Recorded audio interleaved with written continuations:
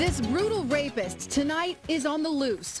Only on KIRO 7, the victim's brave decision to talk about what happened. Never have I been so terrified. Tonight on 11 at 11, the attack that lasted hours, the fight for survival, and the lesson this woman wants you to hear.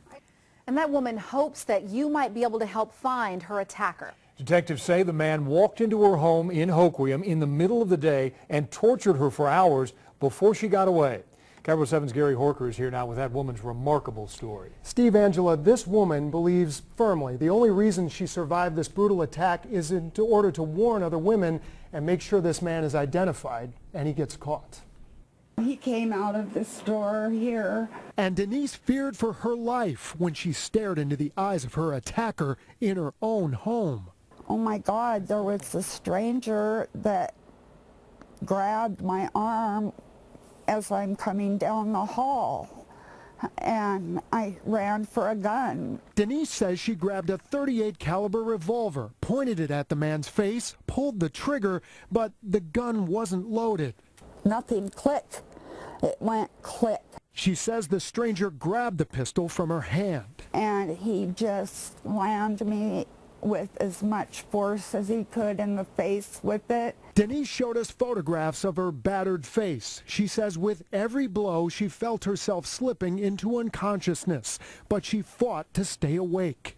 Something said, "Don't go out, don't go out, don't go out." I would die, and I refused to die.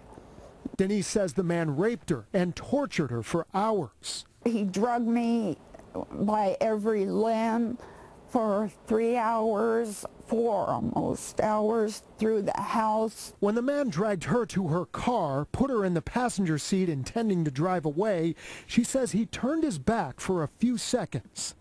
It was instant. I just decided to run.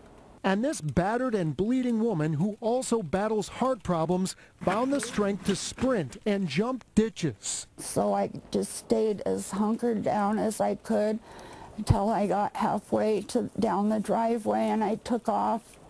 And I don't know, I say that angels carried me. She believes the man who escaped into the woods dropped mushrooms he'd been picking and picked her as an easy target. Now she worries for other women. This is an animal.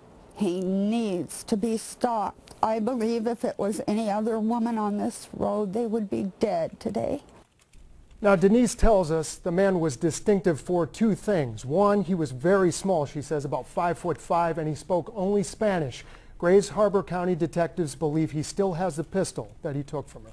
You know, after all those hours of torture, it's amazing she got away, and she went to a neighbor's house, right? Yeah, she actually crawled on her belly a long way through the woods, Angela, staying low. She worried that he'd spot her. She lost a lot of blood in that attack as well, but she found strength in that will she had to survive. Amazing. Gary, thanks.